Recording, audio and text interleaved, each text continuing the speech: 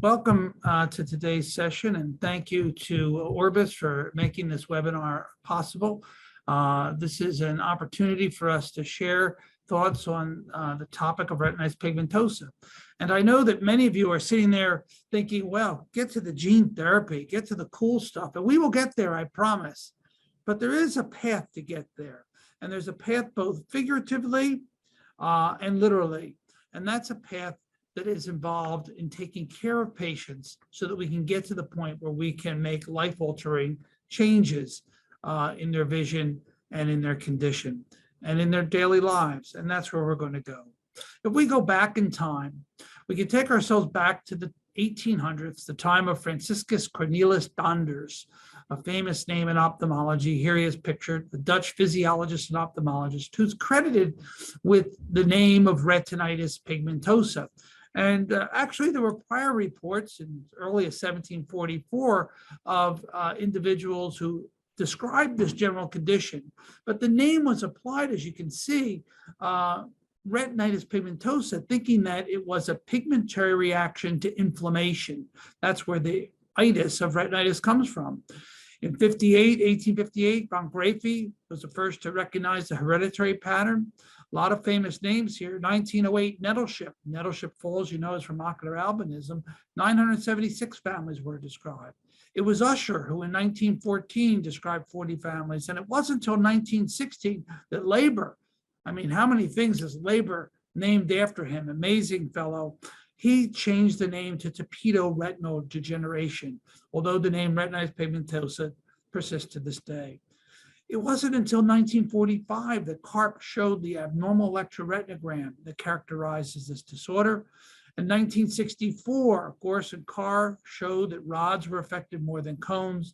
And in 1981, not too long ago, within many of your lifetimes, it was Heckenlively that showed that autosomal dominant, autosomal recessive, and X-linked patterns of inheritance could be seen in this condition. In 1988, I was past medical school then. We have Retinitis Pigmentosa, the textbook by John Heckenlively, who is still alive and well in California, out west.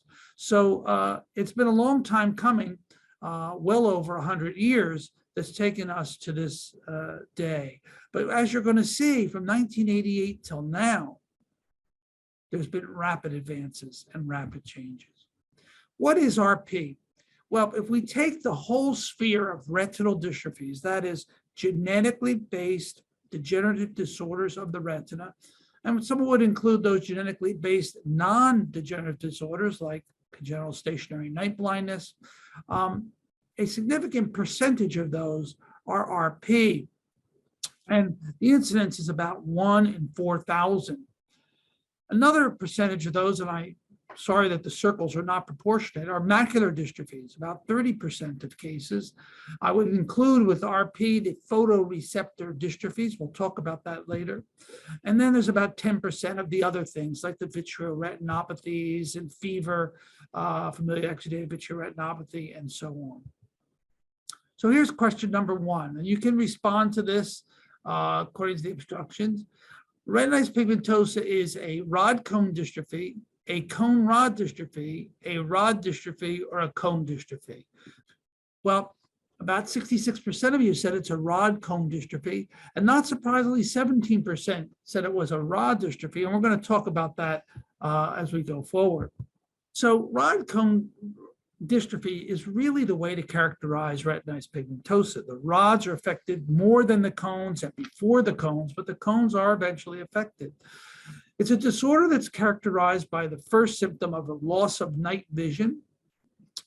Then comes a loss of peripheral vision, and that's followed lastly by central visual loss. It's a slowly progressive disease. I tell my patients it stays on a level, goes down a little level for a while, goes down a little level for a while, and actually very rarely takes vision away, as we'll see. It is also the most commonly misdiagnosed retinal disorder I see.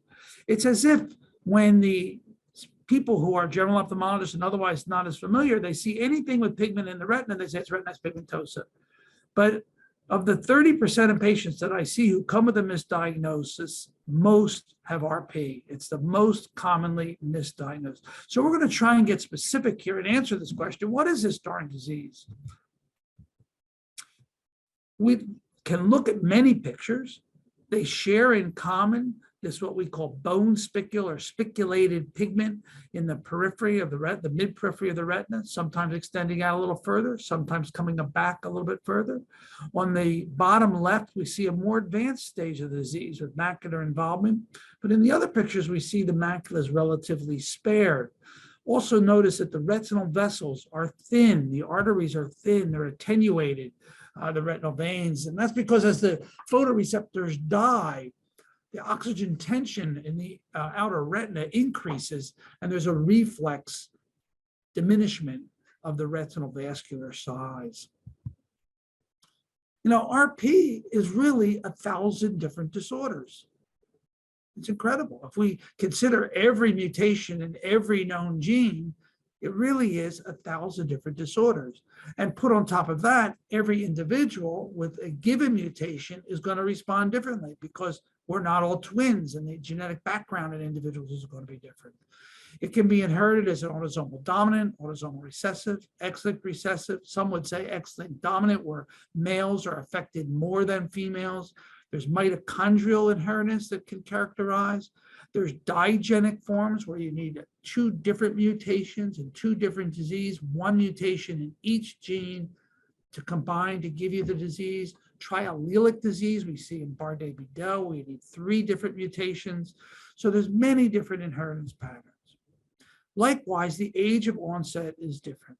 Now, the Leber congenital amaurosis, the LCA patients, of which there's at least 15 different genes, they can have a variety of phenotypes, ranging from those that look like actual retinitis pigmentosa, a picture like the one I just showed you, to those that look very different and really aren't retinitis pigmentosa, but are sometimes lumped in as the congenital form. We have C-cord, severe early childhood onset retinal dystrophy, and E-cord, early childhood onset retinal dystrophy. C-cord being legal blindness before the age of 10, E-cord being functional vision by the age of 10, and these can very much look like the retinitis pigmentosa I showed you. Some people talk of juvenile RP or young onset RP in the first decade of life. But of course, it's the adult onset that is the most common, the 1 in 4,000, the typical RP that we're more familiar with. And RP can be isolated, that is non-syndromic, no other medical manifestations that are related, and syndromic, the most common being Usher syndrome, where you have hearing loss and vision loss, and that is the most common cause of deaf blindness in the developed world, the most common cause in the world being congenital rubella. And Bardet-Biedl is the second most common cause of syndromic hearing loss. And there are many other syndromic features that we'll talk about that can be associated with RP. Now, what RP is not is the pseudo-RPs. That's when we get pigmentary changes in the retina that can be in the mid-periphery due to drugs. Trauma can cause it, following a retinal detachment, infection, and many others. But these are non-progressive. They have a different course. They don't start out with night blindness, go to peripheral vision. These are kind of acute onset or reactive onset, often asymmetric as well. And these are not retinitis pigmentosa. RP has many faces. In general, RP, like most retinal dystrophies, is symmetric between the 2 eyes. However, there are asymmetric and sectoral forms. For example, the rhodopsin mutation, which causes a sectoral form of RP, where you just have a sector in each retina that has the characteristic bone spicule changes. Some genes have a nasal involvement more than temporal. I've listed them here. And as you're beginning to see, there's a reason I'm doing it this way. I'm trying to show you that phenotyping is important for genotyping. We can look more carefully and not lump everything as, oh, it's just RP. And we begin to dissect out different features, whether it be inheritance pattern, whether it be geography, age. These are all things that help us understand what we mean by RP. There's pericentric, which you could cause RP, where the pigmentary changes are distributed along the arcades, making like a C shape outside the macula. Perivascular sparing, forms of retinal pigmentary degeneration, where the paraarterial areas are spared. That's seen in a gene called CRB1. The macula is generally spared, as I showed you in RP, but there are some particular times when the macula is involved. Any form of Bardet-Biedl, we see the macula involved early. ABCA4, which is typically associated with Stargardt disease, can also cause RP. And in those situations, we often see pigment on atrophy in the macula. There's a bunch of other genes that are associated with early macular involvement. And of course, I didn't list the Leber congenital amaurosis because we've already said that's not strictly RP, but they have the macular coloboma, the chorioretinal defect in the macula. And any late stage of RP from any gene can eventually begin to affect the macula. Another distinguishing feature is intraretinal cystoid spaces. I'll show you these later, but this can occur with virtually any gene, but there are some genes where it's more common than others. So question number 2, after discussing all of these things about characterizing what RP is, what it looks like, which of the following are important in evaluating a patient with RP? Pedigree, family history. 2, systemic medical history. 3, their refraction. Or 4, all of the above. So when you're evaluating a person with retinitis pigmentosa, which of these 3 do you think are necessary to type your RP, to help you help the patient? Let's let it play out. And the answers are, well, good. 75% said all of the above, and that's the correct answer. But we're going to see why so few of you put refraction, when refraction is really a critical player. Okay. So as I said, phenotype, phenotype, phenotype. Then genotype. We have this kind of reflex where we see RP, boom, order big panel, that's it. That's not the way to do it. You want to consider what's the age at the first symptom. Now remember, that's different than the age at diagnosis. Some people go undiagnosed for decades with many different diagnoses offered. But if a person has RP when they're born, then we're thinking Leber congenital amaurosis. X-linked recessive RP occurs at an earlier time in life. Dominant occurs later in life. So there are some features of age which will help you define the patient.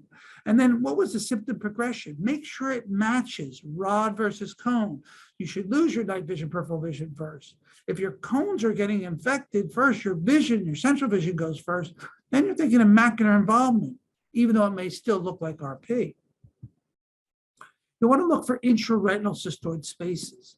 Intraretinal cystoid spaces are common in retinal dystrophies. They can occur from cystoid macular edema, leaking of fluid, but more commonly they occur as a breakdown, so to speak, of the retina, not from leaking. If you do a fluorescein angiography, these are non-leaking intraretinal cystoid spaces. We want to look for cataract because that's another cause for worsening vision. When central vision is getting worse in a patient with RP, why does that happen? It doesn't happen quickly from the natural history, although it can eventually happen. There's 4 reasons why an RP patient will have their worsened vision. 1, the development of intraretinal cystoid spaces. 2, posterior subcapsular cataract. 3, natural history of the disease now affecting the macula. And number 4, they can have another disease. There's nothing about having RP which makes you immune from other disorders. You want to consider the ocular history. Was there trauma or drug exposure that might be causing a pseudo-RP? But ask questions like, what other doctors have you seen? What other diagnoses were you giving? Have you had DNA testing already? And what were those results? Often misinterpreted, as we're going to talk about. When you had your cataract surgery, did it help? Pregnancy is a big symptom. And, just stress in general can bring on those intraretinal cystoid spaces. And pregnancy, even without those cystoid spaces, can cause changes in vision, as can stress in patients' life. And then there's a whole bunch of weird symptoms. You know, I've lectured in rooms where there's been 100 patients with RP, and you say, how many people have had weird symptoms like seeing colors and flashes and waviness? That's very common as the retina degenerates. We don't actually know the biologic correlate, but those kind of odd symptoms are common, and it's important for you to be able to reassure a patient that those are common. And then you want to get your systemic history. Remember to ask it 4 different ways. If you ask a patient, do you have any other medical problems? They say no. They say, do you have any medical conditions? They say no. And you say, have you ever had surgery? Oh, yeah, I had my open heart coronary bypass surgery. Well, you didn't tell me you had a medical condition. Well, I don't have a medical condition now. You have to ask the right questions to get the right answers. What medications are they on? And for every medication, you should have a reason that they're taking it. And I often ask, are there any other parts of your body that weren't formed correctly? You can pick up an extra finger, an extra toe that was removed in childhood. Maybe there's just a little scar on the side of the hand. Maybe the patient didn't even know they had that. The parent didn't want to let them know growing up. So you have to ask these questions because these are going to be important in characterizing the RP. So these are some of the things we ask. Polydactyly. Hearing, I had a patient yesterday who has a retinal dystrophy, and I said, do you have hearing loss? He said, yes, but I was shooting a gun and it was in my left ear, and he only has unilateral hearing loss. So that's not related. That's not a medical condition that's related to the disease. Kidney problems, obesity, liver. Now you're thinking of ciliopathies. Ciliopathies are associated with RP, but if it's obesity, is there a family history? Look in the room, are the parents also obese? There's a lot more common reasons for obesity. And if there's a liver problem, is the person a drinker? And it's important to ask them if they drink for reasons that will become apparent. Are there cardiac problems? In particular, cardiomyopathy is associated with RP. Ataxia from the spinocerebellar degenerations and others. Position sense, there's a form of RP due to a specific gene where patients are unable to button their buttons. And they can't feel their pulse. It's an interesting symptom. How often have you asked that? Have they had a stroke or other neurologic conditions like we might see in one of the mitochondrial encephalopathies or other mitochondrial signs in them or the family, like psychiatric disease, gastrointestinal disease, myopathy? Have they had cancer, in particular melanoma or autoimmune disorder that might mimic RP, causing a cancer-associated or melanoma-associated or autoimmune-associated retinopathy? See, these questions are helping us narrow down what we're dealing with to get to a diagnosis that, as we'll see, is so important. When you ask systemic questions and they say depression, anxiety, always ask, is that related to your vision? Because that's an important insight into where this patient's coming from and what help might be useful. How are they doing functionally? Are they still driving? Many patients are still driving that shouldn't, depending on where you live, what your laws are in your country. Are they working? And if you're not working, why aren't you working? Is it because of your RP? What accommodations can we make to get you back working if you want to be working? We don't just treat the eyeballs. We have to treat the whole patient and the whole family. And that takes us to family history. This is a critical part of understanding what you're dealing with. You know, family history is really just a story. You're told a story, and you have to ask questions about that story to get the details. Sometimes we have to examine family members to see what the details really are. When a family member said, oh, he has macular degeneration. Well, when was he diagnosed? At 40? That's not age-related macular degeneration. That's likely a macular dystrophy. Take a 3-generation pedigree. That's the minimum that's required. You want to ask systemic stuff on every family. You see, it's not sufficient just to say, is there anybody else in your family that has RP? That doesn't cut it. We need to look for signs and symptoms that are going to help us diagnose this patient. For example, is there a lot of psychiatric disease in the family? A lot of other mitochondrial signs in the family? Are these signs inherited through the maternal lineage like we see in mitochondrial disorder? And then we want to see if there's segregation in the family. So for example, I have several families in which the patient has deafness and retinitis pigmentosa. But when you ask the family history, there's multiple people that are deaf without the retinitis pigmentosa. So that's a failure of segregation. Those two things are likely unrelated. The patient has retinitis pigmentosa incidental to a family history of deafness. The same can occur with polydactyly. You want to know the age that people die. If someone died in a car accident of 20, then you don't know if they were going to be someone who's affected with a disorder that has an onset with 30 or 40. Was there a history of miscarriages? That's often a sign of a genetic disorder or a balanced translocation in a family where there's multiple miscarriages. And lastly, ethnicity, geography. How did people meet? How'd your parents meet? Oh, my parents, we grew up in the same village next to each other.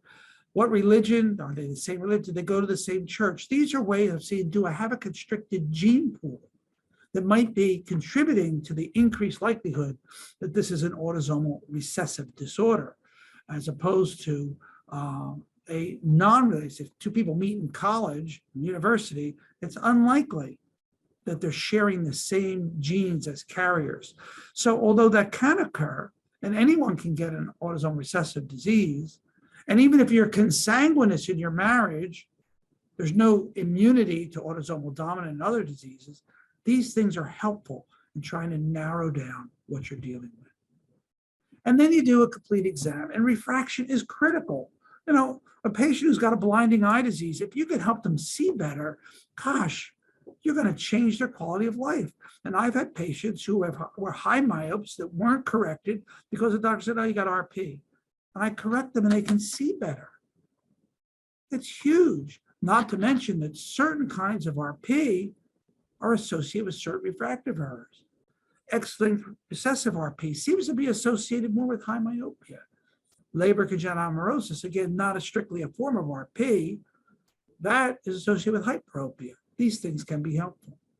Check the pupils. Is there an afferent pupillary defect? That doesn't really happen with RP. That would raise a bell. What's going on here? Or a paradoxical pupil, a pupil that gets bigger in response to light. We see that in advanced retinal degenerations, in congenital stationary night blindness.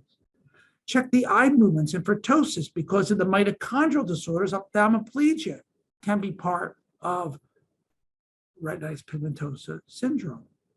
Check carefully at the slit lamp. Look in particular for posterior subcapsular cataract. And then, of course, look at the fundus.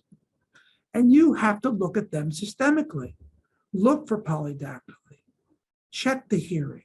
Neural exam. Look at the palate. You know, a person with Stickler syndrome who has a bifid uvula can look very much like RP with radial lattice that might be confused with RP. So you guys still have your license. When you became an ophthalmologist, no one took away your license to examine the rest of the body. You have to do this or get someone to do it for you to make sure you're not missing a key clue that can help you genotype your patient. And then after the exam is done and all this history and family history, we're going to do some ancillary testing to help us understand the state of the patient and to confirm the diagnosis of what I'm looking at and what I think is RP really is RP. Full field electroretinogram. Multifocal electrogram is important because that lets us know even when the full field electrogram is severely reduced, there may be macular function that's still present. And you know, families really want to know, how am I doing, doc? And when the ERG is stable after 2-3 years, that is reassuring to them, as it should be. I put the G in yellow on the visual field because Goldman visual field is really the gold standard, excuse the pun, for visual fields and retinal dystrophies. I know it's not available everywhere. It's hard to get these days, but it is so much better than Humphrey visual field in demonstrating these defects. Here we see an early Goldman visual field in a patient with moderately advanced RP. We see constriction of these isopters in the middle, and then we have this kind of peripheral vision that's going to progress later. Here's the other eye to a temporal island that's slowly going away, giving just this central visual field. This is important for driving regulations in some jurisdiction, but it's also important to monitor patient progression. You always want to do an OCT of the macula. We'll look at some of those, looking for intraretinal cystoid spaces, but also the characteristic picture. And for other reasons, that'll become important. Fundus autofluorescence, showing the mid-peripheral patchy hypoautofluorescence, the blocking for mid-peripheral pigment, and often a hyperfluorescent ring around in the macula around the fovea. D15 is useful, or some color vision test to say what's the cone function left in this patient. And I always take photos because photos, you often see things that are hard to see on exam because the patient's moving or they can't tolerate bright lights. Remember, these patients, when you shine a bright light in their eye, their recovery time is much slower than ours. Here's some typical pictures. We see the typical RP on the left with the mid-peripheral bone spicule. I prefer spiculated pigmented changes, the very thin vessels. And notice how on the fundus autofluorescence on the right, you can also appreciate the arterial attenuation. We see the blocking. Also, the blocking, you can see there's more black there than there is pigment. That's because there's a lot of it is dead retina in the mid-periphery. And then centrally, we see this hyperfluorescent. Sometimes without direct macular involvement, you can be seeing 20/20 and have a ring in your macula. Fairly characteristic. There are other tools that we use, but these are more research tools, microperimetry, FST, quantitative FAF, mobility course even for the monitor for gene therapy treatment trials.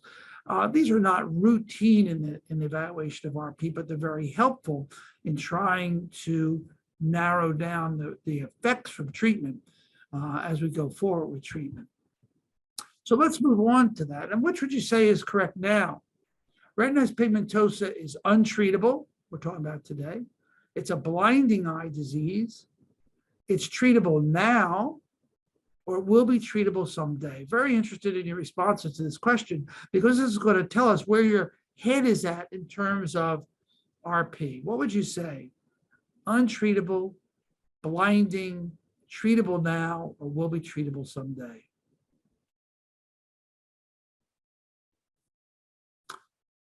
Will be treatable someday. That is certainly sure for all of RP, and it is treatable now in many ways. In fact, I would have put treatable now for all patients with RP, and I'm going to show you why. Can we treat this disease? Yes. It depends on what you mean by treatment. There are things that we can do for patients now, and I think this is part of, we have to change the narrative of this disorder. No longer are we going to be saying, sorry, see you later, nothing we can do. There are things we can do now that are really quite simple.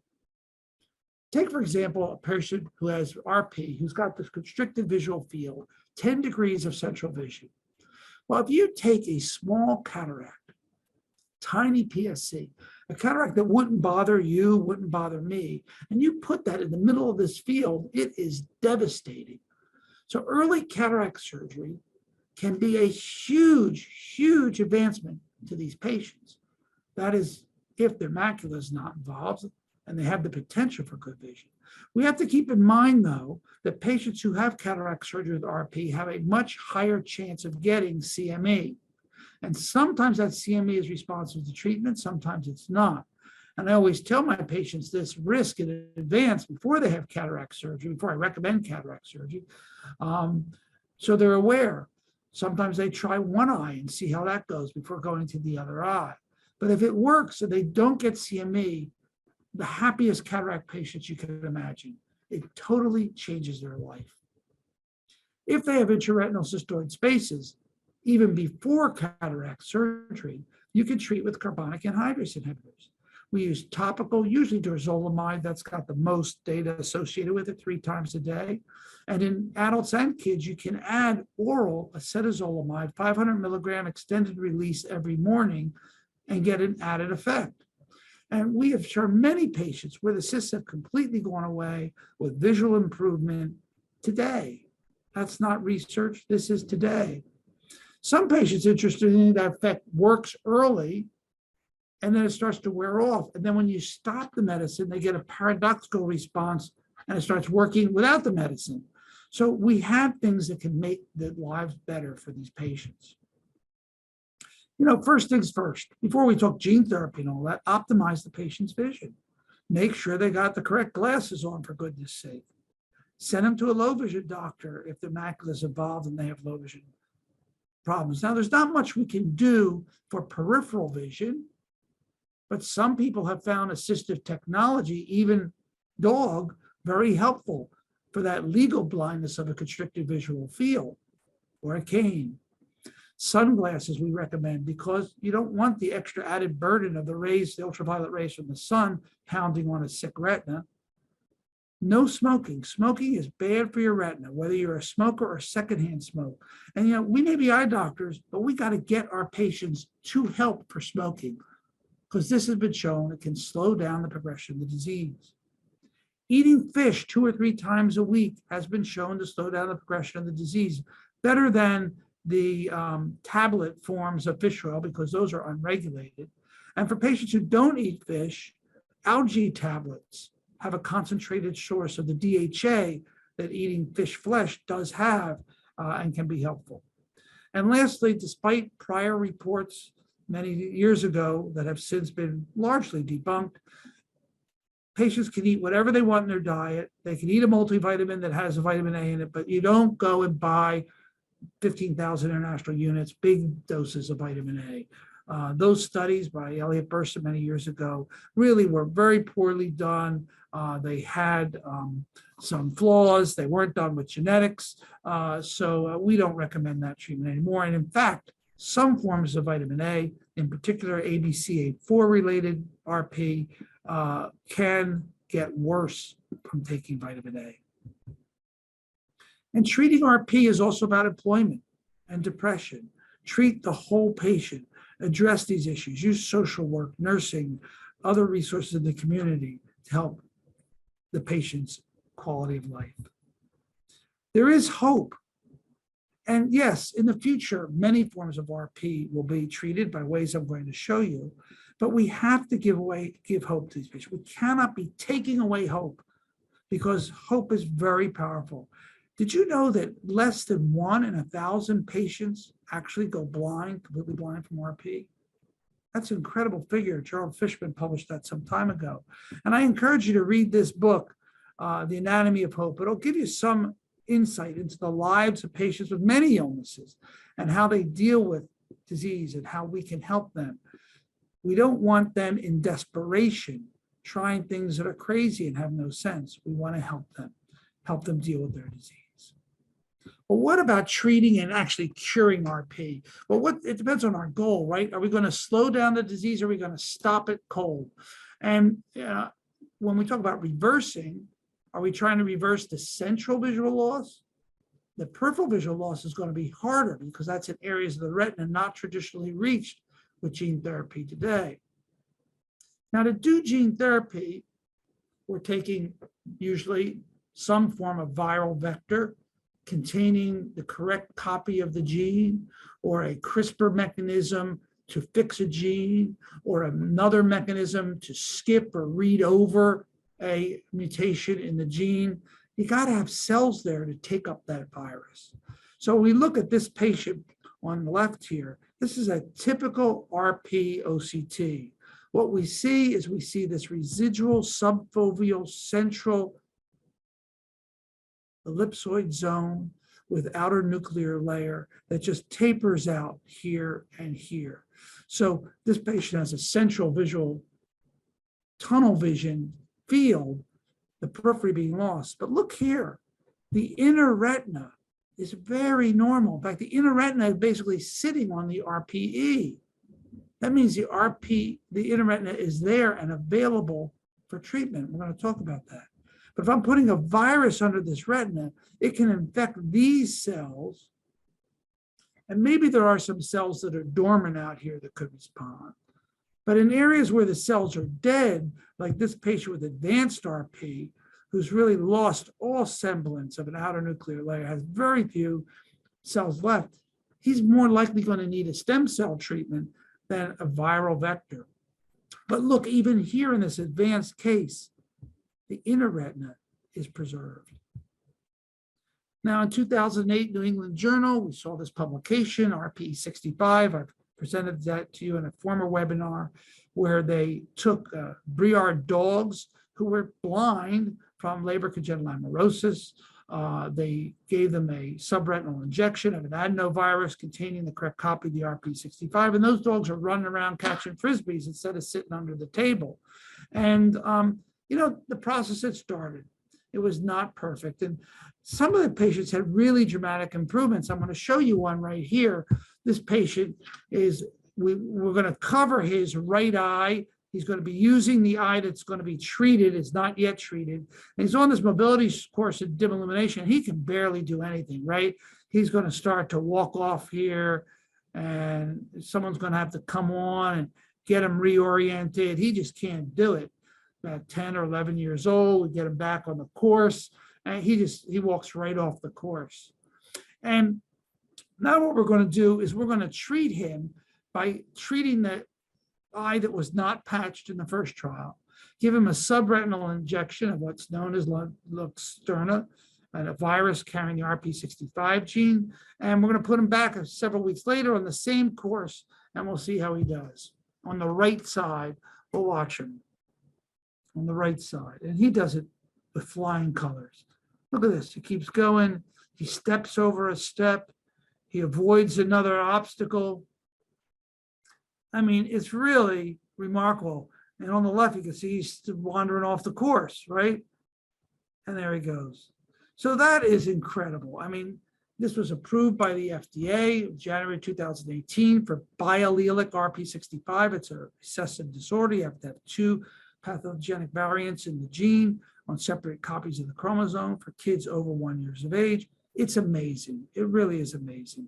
And this opened the door for many gene therapies. And now there are many other trials involving other Leber congenital amaurosis genes, retinitis pigmentosa genes, in particular X-linked RP. Why? It's the most common, and the companies want to get to that.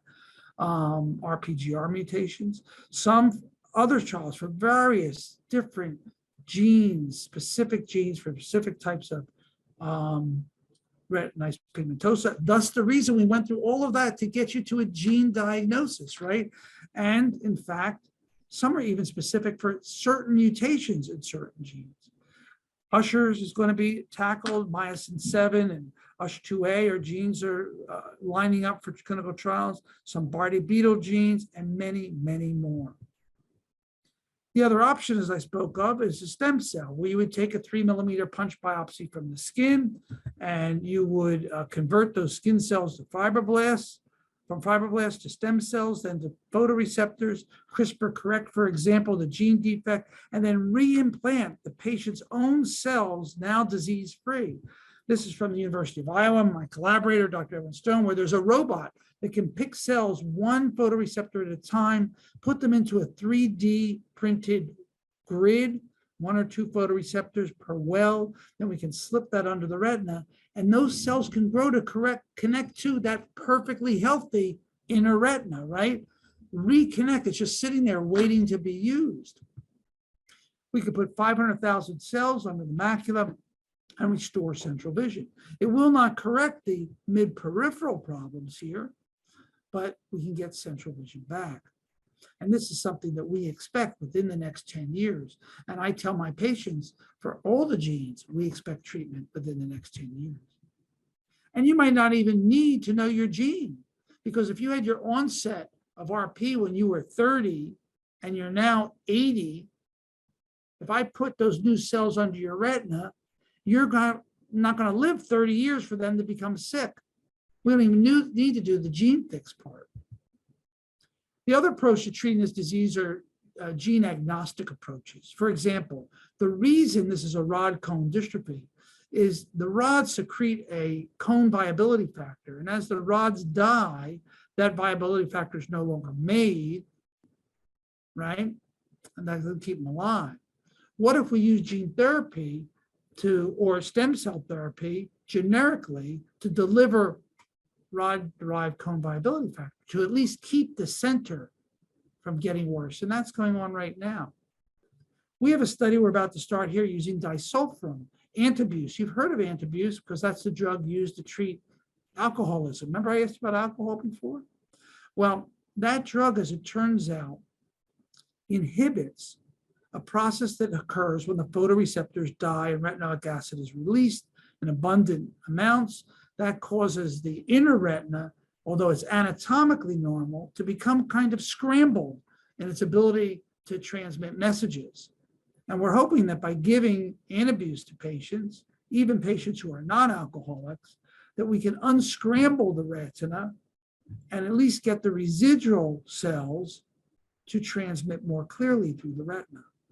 Optogenetics trials have gone on around the world. This is using visual pigments from the animal kingdom and putting them into cells, bipolar cells, ganglion cells, which don't normally sense light, and turn them into light sensing cells. In fact, if you go on this website, clinicaltrials.gov, there are 241 studies ongoing. Some are non-interventional, some are interventional, some are gene therapy, some are testing all kinds of things, transcorneal electrostimulation, L-DOPA, saffron, cannabis, all kinds of things. There is a lot of work going into RP, and some of this will bear fruit for certain. And then we have the bionic chips. And I thought I'd just include that, the idea of putting a chip on or under the retina, the Argus 2 device approved by the FDA in the United States. It doesn't really do much. It gets a patient from total blindness to kind of light perception with projection. This is a device, the patient wears glasses, the video sends a message to the chip in the eye. And if you ask the patients, they only actually turned it on 20% of the time. It's not really that useful. There is a chip coming out from Germany that's subretinal, and that chip can see a letter about, a foot high, near, can tell a spoon from a fork or an apple from a banana. So there is some more functional vision from that. So that's coming out. And we're also seeing advances in low vision aids that will help these patients as well. So you say, let's start ordering gene tests, right? Because if we can start from the very beginning of this talk, where we went through phenotype to genotype, we can get to a genotype that can lead us to gene-specific treatment, which may not be necessary, as I've shown you. More treatments are coming down the pike. So let me ask you, the best gene test for a patient with RP is 1, a large panel, 2, whole exome sequencing, 3, a phenotype-based gene hypothesis, or microarray. What do you think it is? And the answer is phenotype-based gene hypothesis. You're listening. That's good. That's where I'm going. And I'm going to show you why that is. So it's not just a gene test, right? You got to get the right gene test first. You have to examine family members, define phenotype subtypes, as I've showed you. Figure out who's going to pay for the test. You have to be able to interpret a test result. Are changes, variants of unknown significance? Are they polymorphisms in genes? Are they true mutations? Are they causing the phenotype that you're seeing? Does it segregate with the disease in the family, the change? And you need to have pre and post-test genetic counseling. There's so much that goes into gene testing, as I've talked to before in these webinars. The key is to narrow your hypothesis. Instead of doing whole exome or a large panel, if you can narrow your hypothesis, sometimes we order just one mutation in one gene, or just one gene in a patient. And that's going to be based on, is the macula involved? I gave you some options. What inheritance pattern am I expecting? Is there systemic things? I'm looking at Bardet-Biedl. I'm not looking at other disorders. Does ethnicity help? An Ashkenazi Jew, the MAC gene with nasal more than temporal. That's like, you got a high chance of getting that with a one gene test. Age of onset. All of these things are narrowing your hypothesis. That will avoid the problem of large panels. You say, they're free, right? Well, you get what you pay for with a free test. There's always someone who can do it cheap. But you want your tattoo to wind up like this, don't get it for free. The bigger the test you order, the higher the false genome rate, the more noise you get, the more stuff that's hard to sort out. And then you're spending more money, time, and effort, and you're not helping the patient because you can't interpret the test. That's why narrowing your gene hypothesis will get us to a treatment sooner. Why do we bother all this? Well, if you get a gene, you get a patient diagnosis. Sometimes you can look at a mutation gene and say patients with this gene are going to be driving or not going to be driving in 40 years when they're 40 years old. You give them the correct counseling. You give them the power and support, that information that comes from this. And it gets us to the cause of their RP and eventually to a cure. In addition to all those generic things we can do, now the more specific things. And every patient I see gets when we get a gene diagnosis, gets a clinical trial search for what's available for them. We're not saying he's going to go blind, see you later. We don't do that anymore. We don't say nothing we can do, see you later. We don't say, I don't know what it is. If I see a patient that looks like this, if I see a 12-year-old with RP, a 20-year-old, a 40-year-old, I say you're going to be cured. In fact, I say, I can do some things now for you. Their patients are so used to being told there's nothing we can do. I say, there is something, I change the narrative. I can do these things for you now. Glasses, cataract surgery, carbonic anhydrase inhibitors. I can tell you what to do to avoid getting worse or to slow getting worse. And I can look for clinical trials. I can tell you what genes are in trial now. I can enroll you in a trial now. If you've got an RPE65 mutation, I can treat you now. Times are changing, right? It's not just RP. These are specific disorders that your phenotyping will get to help the patient by recognizing the unique nature of their condition and the unique nature of each patient. And that's the way we need to treat them. So the first question is, can snow syndrome and blue field and RP be cured? So I think what you're asking is visual snow. Visual snow actually is more common in RP, and these other weird symptoms. Visual snow is a very, very tough thing. Many drugs have been tried, most times without success. I often refer to a neuro-ophthalmologist. And this kind of blue vision or green vision or red vision or wavy vision, these are odd symptoms.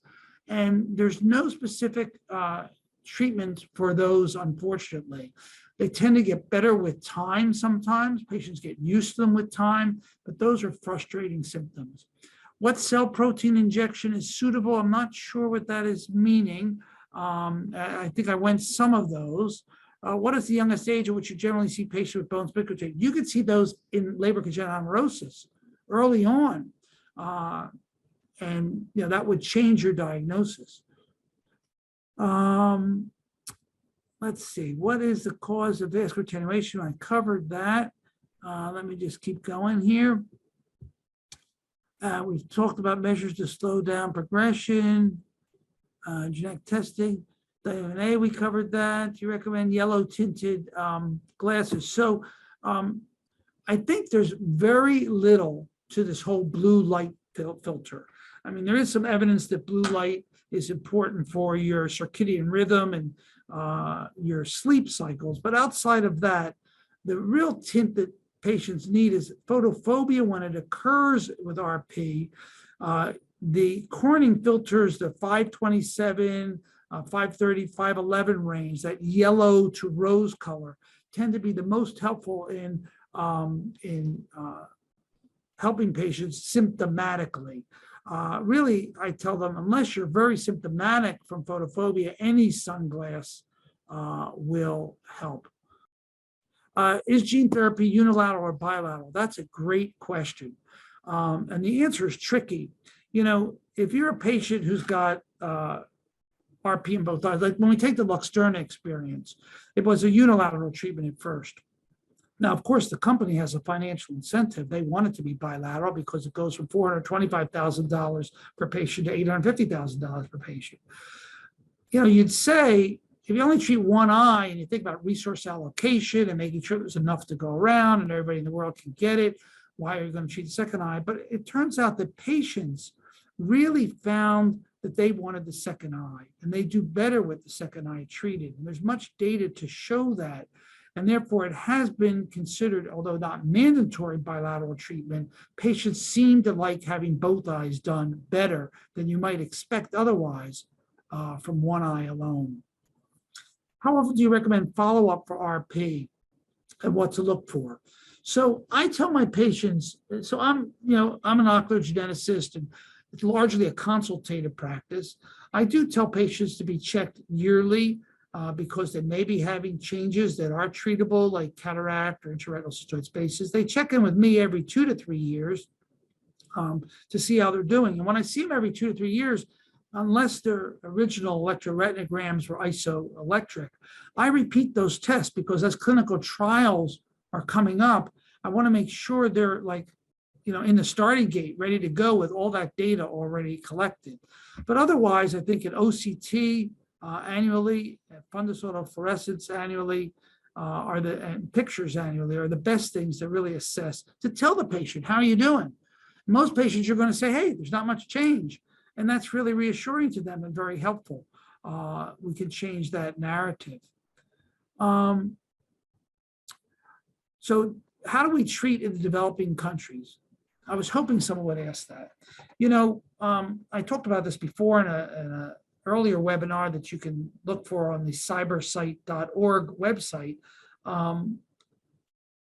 Everything I talked about, except for gene therapy, is available in almost every country. Gene therapy, we have to figure out a way. And in my work with Dr. Stone in Iowa, we've been working, we can do Luxturna, $850,000, we can do it for $20,000. In fact, through the use of philanthropy, and there's money all over the world, philanthropy can support bringing gene therapy for free to third world countries, something we're working on right now, and we hope to bring in the future.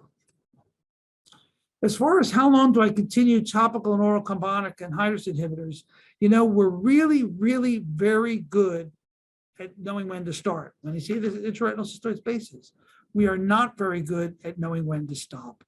And I see these patients every 3 months. They get an OCT and a visual acuity, and I ask them 4 questions. What do you think your vision is? Is better, worse, or the same? I measure their vision, better, worse, or the same.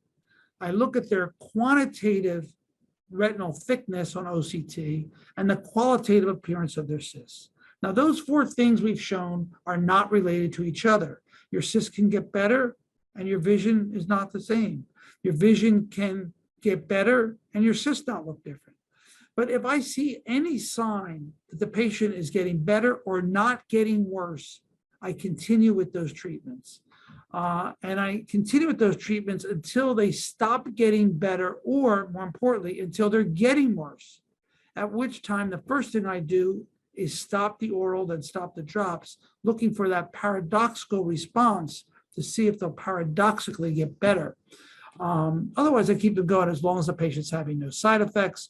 The oral is 50% of the oral treatment. Patients who still get side effects from Diamox, acetazolamide, 500 milligrams once a day, I'll switch them over to methazolazide, neptazane twice a day, 25 milligrams. You can sometimes get a response with that as well. So cystoid macular edema after cataract, I would use topical and oral if needed. Again, sometimes it doesn't work as well as it does before cataract surgery, but it's always worth a try. It cannot hurt to try it. Can micropulse laser therapy help treat RP? I'm not aware of any evidence that micropulse laser helps RP. In fact, I'm not aware of any trials of laser treatment in RP at this time. There's a question. I have a patient with enhanced S-cone syndrome, wanted to know any recent updates. Well, the NR2E3 gene, which causes that disorder, we now know how that gene works in the pathway of cone and rod differentiation. There are some gene therapies in the works to treat those patients in the future. I think we're going to see treatment for that disease within the next 10 years. Hold on, there's a question here. 1 second, I slipped over something. Here it is. So there's a couple questions about slowing down juvenile RP. And really everything that I said about regular RP, adult RP, is the same for juvenile RP. Obviously, it would be better to treat patients sooner. we have a gene therapy trial that we're going to start soon for the MAC gene, in which we're going to be treating, we hope, patients before they get signs of the disease. Now, there's some ethical issues there, right? If the patient's 20/20, do you want to take the risk of a subretinal injection? And there is a risk, you can get a macular hole. Well, that's getting less and less. Before you get symptoms, or do you wait to the symptoms? And that's something that we're getting good enough, fortunately, to have to think about that, but only the future will tell. Is RP65 gene therapy a single shot? So far, it has proved to be a single shot. It has the effect has been lasting in the eyes. There's one paper that shows otherwise, but almost all papers are showing that the effect is persistent, which is very encouraging. We hope that for all these gene therapies, but heck, if it's not, you give another injection. And some of these may be treatable by intravitreal injection. That's the holy grail for companies. You know, that would make it much more available. You know, I think subretinal is going to be the way to go, and doing that more than once is a little bit more tricky, but can be done. What foods should be avoided? There's no food that I know of that should be avoided other than supplemental vitamin A. There's a great question here. What if you have limitations in ordering a gene test? In some countries, gene testing is not available, not affordable. Those are cases, and there's an editorial coming out that I wrote, our team wrote in the Oman Journal of Ophthalmology. It should be out in the next couple months, that talks about what are your alternate things if you don't have those resources. Well, you've got cybersight.org has a consultation service where you can write in consults in ocular genetics, and they'll be answered often within 24 hours to get help in phenotyping. Sometimes if you get a really good phenotype, the genotype is so obvious that you don't even need to have that genetic test. Number two, we all have partners and colleagues, especially in research labs, that may be able to help get free genetic testing available. Number three, consult. Use your molecular, your clinical non-ophthalmic genetics. I'm working with one country now where we're trying to use their clinical genetics service to help as ocular genetics fill-ins by teaching them how to do ocular genetics so they can do it. So it's kind of like, you know, phone a friend. By using your colleagues and friends, you can get answers. And hopefully by phenotyping really, really well, that genotype may even become less and less important, not to mention for gene agnostic treatments, the ability to do that. In rural South India, we see a high incidence of neonatal deaths in siblings of retinitis pigmentosa. Does that have any significance? Well, the question is, are those deaths occurring in the patients with RP or without RP? If they're occurring in patients with RP, that has a huge significance. That lets us think that those things are segregating together. And we'd have to think of what disorders systemically might be associated with RP. You can get RP-like changes in the mucopolysaccharidoses. That's a possibility. So we have to think about what thing. Cardiomyopathy causing sudden death in something like Alström syndrome, a recessive disorder. You know, maybe they go together, but if the deaths are in the siblings without RP, then those two things are not segregating together and they're unrelated in the family. But of course, certainly worth pursuing for the purpose of helping these people. There's a question about new technology for low vision devices for RP. There is a lot of incredible stuff going on. There is tongue vision. You can look up tongue vision on Google. Your tongue is incredibly rich in neural receptors.